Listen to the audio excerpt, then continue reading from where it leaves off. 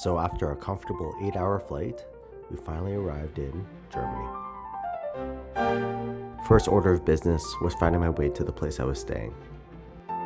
Luckily for me, the German subway system is easy to use. This is the main hub, Hauptbahnhof. Please excuse the pronunciations. It's a work in progress. I was staying in the area of Schloss Nymphenburg. This area has a vibrant and charming feel.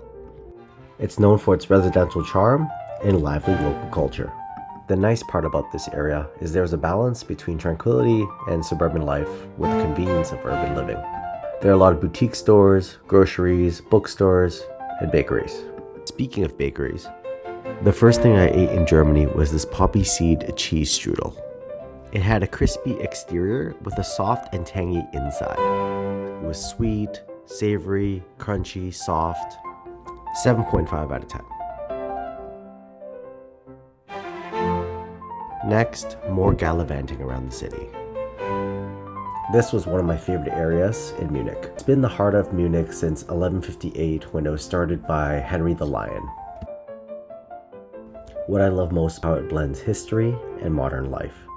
Not only are the landmarks gorgeous, but there's so much history around them. Take a look at this church, for example. Built in the 14th century, this is a masterpiece of art and architecture. I've never been in a church before, so quite simply put, the interior of this was breathtaking. Like, look at these ceilings. I learned that this was done by Johann Baptist Zimmermann, and they depict scenes from the Bible and the lives of saints. The detail and craftsmanship is amazing.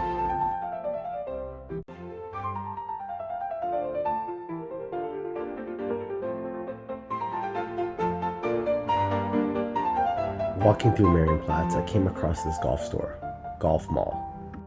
It was cool to see what German golf is like.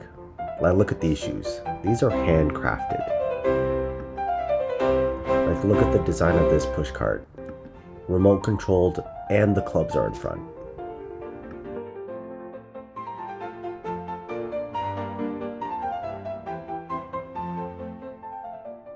The most interesting thing in the store was this putter, a Kramski.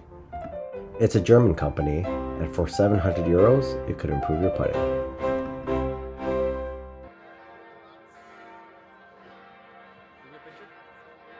Beautiful German Shepherd. Oh my gosh, that's where they came from. Are they just called shepherds here? White or fucking white. Are they just called shepherds here? No, German Shepherds. Oh, whoa, oh, because, oh, I get. After walking around for a couple hours, I had my first German dinner here at Weiss Brauhaus.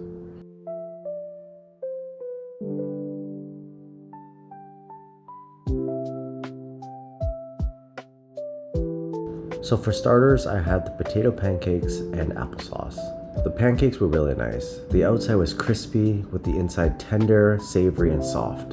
The savoriness from the potato pancake with the sweetness of the applesauce made a great combination. For the main, I got the butcher's plate, which is 4 different sausages, potatoes, sauerkraut, and mustard on the side. This was great. The sausage had a wonderful flavor, potatoes had a nice starchiness that absorbed the juices from the sausage, and the sauerkraut was a nice contrast to the richness of the potato and sausages. Meal was 8.5 out of 10.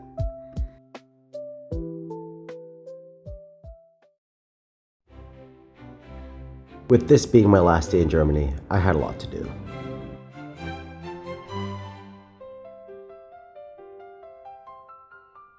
This is Schloss Nymphenburg Palace.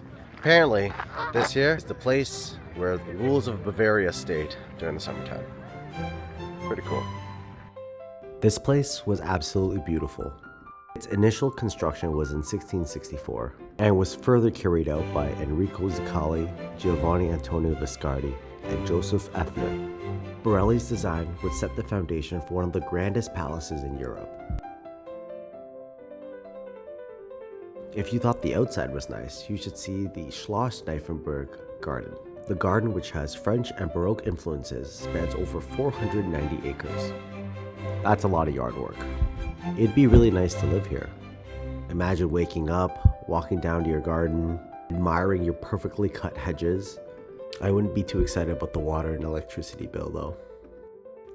But all in all, great place to visit. Highly recommend.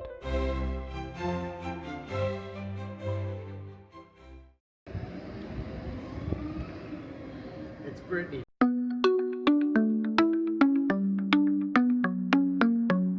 In der Ferne, unter Sternen, kühl die Nacht, hier wir lernen.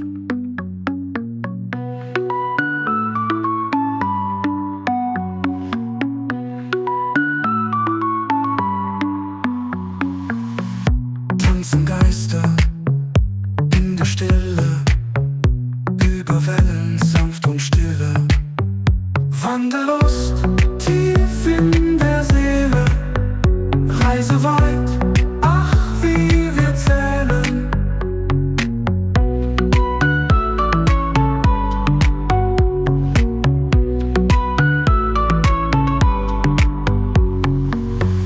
Kalte Lüfte, doch ich spüre, Herzschlag nah, er führt uns hier.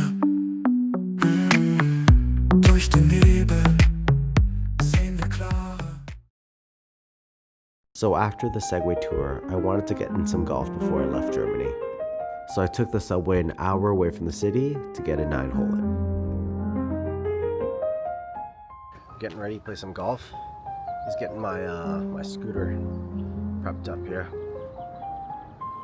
One moment, please. Oh my god! Let's go! Let's go! Yo, why do we take this everywhere?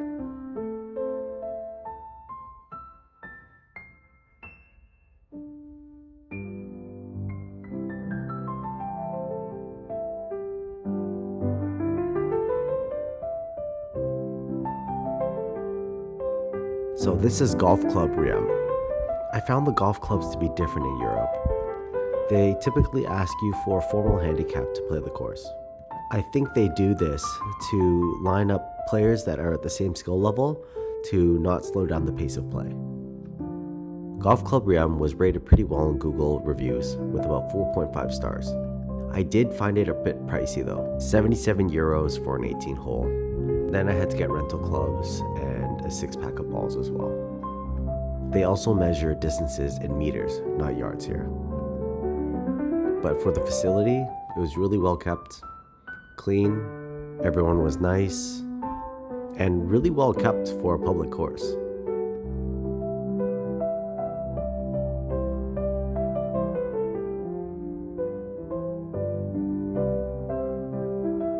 I had the mystery pack rental set, so I had a 5-iron, 6-iron, 9-iron, 2 sand wedges, a 3-wood, and a putter. This was going to be interesting.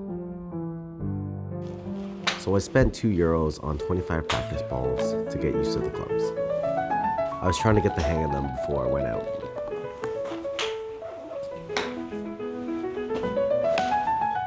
Oddly enough, one of the nicest things about playing rental clubs is I didn't care about how I hit because these aren't my clubs. So that was liberating.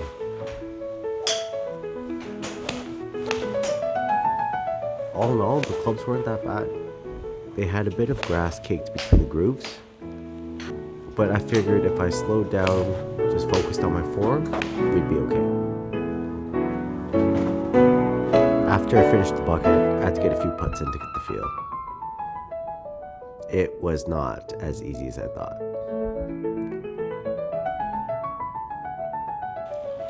Alright guys, let's see how this goes.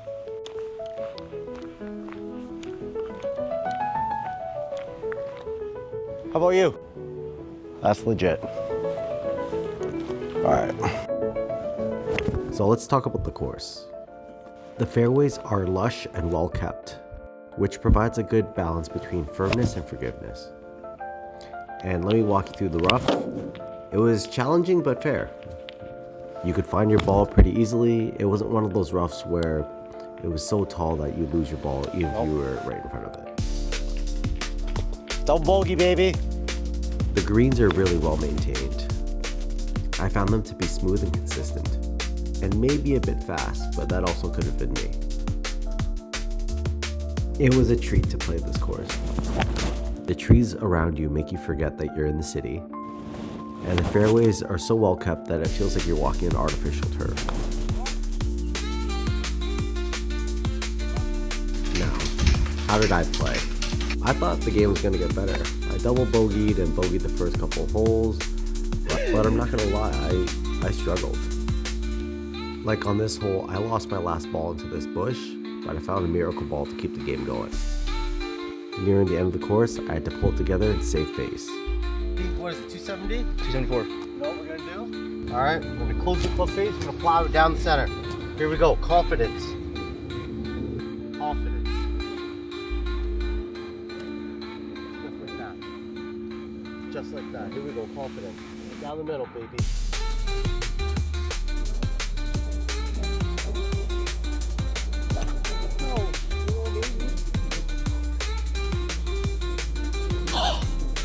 He lost in the bush. No, bro, I saw nuts. And let me tell you, the universe rewards perseverance. That's why I landed here. But we're gonna get back on track. To the hole. Watch.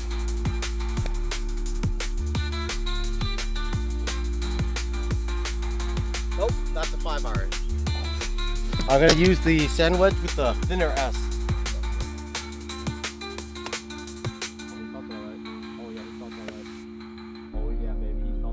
Just like Tiger. Just like Tiger.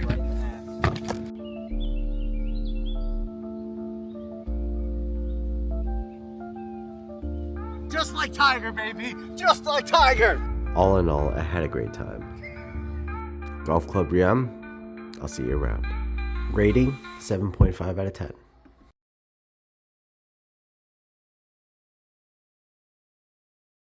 So after the golf game, I decided to go back to Marienplatz to find something to eat. And to my surprise, it was absolutely bumping. I forgot that the Euro Cup was on and there was a big game between Scotland and Germany. And let me tell you, the city was on fire.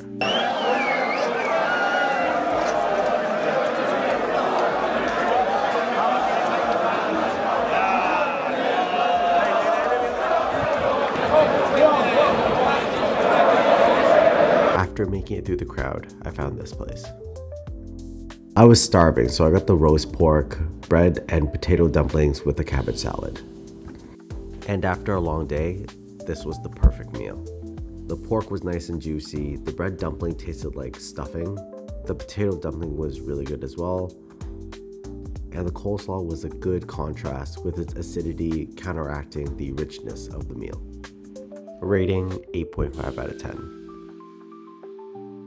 I ended the night off with a walk through Marienplatz and just watching the city come alive. Munich has a really nice vibe about it. Everyone's very friendly, looking to have a good time, and very relaxed.